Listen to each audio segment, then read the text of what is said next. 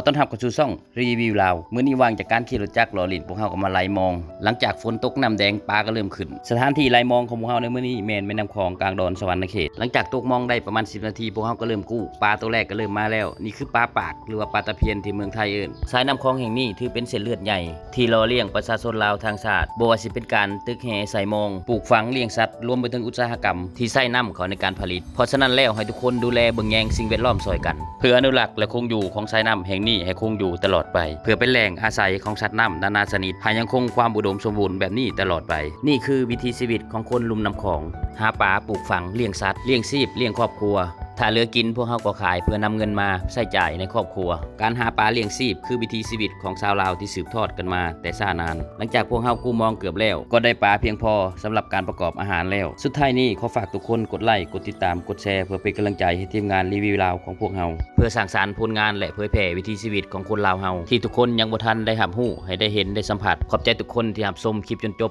ช่องรีวิวลาวขอตัวไปทำอาหารก่อนบ๊ายบาย